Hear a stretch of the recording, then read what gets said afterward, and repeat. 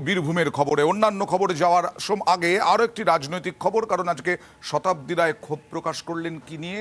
শতাব্দী রায় 19-এর ফলে ক্ষোভ প্রকাশ করলেন। 19-এ তাঁর কেন্দ্রেই 4টি বিধানসভায় পিছিয়ে ছিল তৃণমূল, আর সেই নিয়েই আজকে ক্ষোভ প্রকাশ।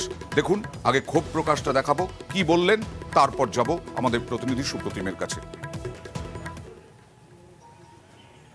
প্রত্যেকবার এসে বিপ্লবপূর্ব রাত দেখাই এবং এই প্রশ্নটা করি, আপনারা জিতেন কি করে, আমি কেন জিতি না? দেবাশিসকে অনেকবার বলেছি।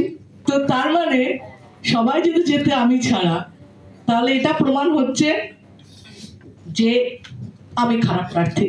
যদি সেটা হয় তাহলে বাকি বীরভূমে জিতছে কি করে? তার মানে সেটাও প্রমাণ দিচ্ছি যে আমি খারাপ প্রার্থী নই। আর যদি ভালো হই তাহলে বাকি সব জায়গায় জিতছি, আপনারা তাহলে ইউজ করতে পারছেন না, তার মানে আপনারা ব্যবহার না করে আপনি হারছেন। আচ্ছা, সুপ্রতিমের সঙ্গে কথা বলবো। সুপ্রতিম, আসলে এই যে কয়েকদিন আগে, দুদিন আগেই সাংগঠনিক বৈঠক হয়ে গেল, পশ্চিম মেদিনীপুর নিয়ে হলো যদিও, কিন্তু তার মধ্যেই যে বিভিন্ন নেতাদের সঙ্গে কথা হচ্ছে, জনপ্রতিনিধিদের সঙ্গে কথা হচ্ছে, কোথাও এটা উঠে এসেছে যে এখানে এই 4 জায়গায় তৃণমূল পিছিয়ে ছিল এবং এই নেতাদের জন্য সেইটা একেবারে শতাব্দী রায় আজকে লোকসভা ভোটের আগে চোখে আঙুল দিয়ে দেখিয়ে দিলেন এবং তাতে তৃণমূলের অস্বস্তি বাড়ল, নাকি ওই নেতারা যারা পারেননি তারা আরেকটু বেশি সজাগ হওয়ার সময় পেলেন?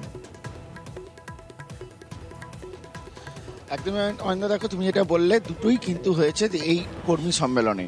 তার কারণ হচ্ছে শতাব্দী, বীরভূমের সাংসদ শতাব্দী রায় বীরভূমে তার যে সংসদ এলাকা রয়েছে সেই সমস্ত এলাকাগুলোতে কর্মী সম্মেলন শুরু করেছেন এবং কিভাবে এই যে আসন্ন লোকসভা ভোট কিভাবে প্রচার করবে বিভিন্ন ধরনের তিনি কিন্তু বলতে শুরু করেছেন। কয়েকদিন আগে যেমন দুবরাজপুরে বলেছিল, ঠিক এরকমই আজকে সাঁইথিয়াতে বললো এবং তিনি সেটা কিন্তু একদম হিসেব দিয়ে বুঝিয়ে দিয়েছেন যে তার যখন ভোট হয়েছে সেখানে পুরসভা এলাকাগুলোতে শতাব্দী রায় পিছিয়ে গিয়েছে, আবার সেই পুরসভা এলাকাগুলোতেই যখন কোনো কাউন্সিলররা তারা কিন্তু জিতে যাচ্ছে। তাহলে এখানে প্রচারের ক্ষেত্রে নিশ্চয়ই একটা অনীহা রয়েছে।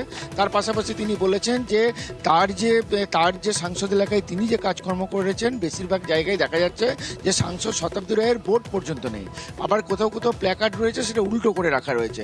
অর্থাৎ প্রচারের ক্ষেত্রে তৃণমূল নেতাদের যে একটা অনীহা সেটা কিন্তু তিনি তুলে ধরেছেন এবং এক্ষেত্রে কিন্তু তিনি তার ক্ষোভ উগড়ে দিয়েছেন এবং সেরকম বলে রাখি নাম করতে গিয়ে সাঁইথিয়া দুজন নেতার নামও বলেছেন এবং তারাও কিন্তু সেক্ষেত্রে কিন্তু তাহলে যখন জিজ্ঞাসা করি আমরা, তারা বলেছেন যে হ্যাঁ, লোকসভা ভোটে কিছুটা ভুল হয়েছিল, তবে এই যে আসন্ন লোকসভা ভোট তারা যেই প্রার্থী হোক না কেন তারা এবার কিন্তু সমস্ত পুরসভা এলাকা থেকে, বিশেষ করে আজকে যখন সাঁইথিয়া নিয়ে কথা হলো, যে সাঁইথিয়া পুরসভা এলাকাতে তারা কিন্তু তৃণমূলকে যথেষ্ট লিড দেওয়ার চেষ্টা করবেন। অন্যতম টার্গেট যিনি ছিলেন দেবাশিস সাহা, তিনি কি বলছেন দেখুন।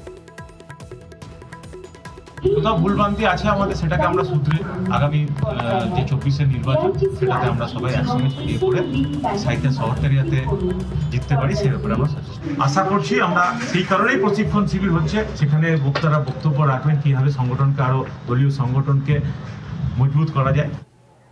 এবার অন্য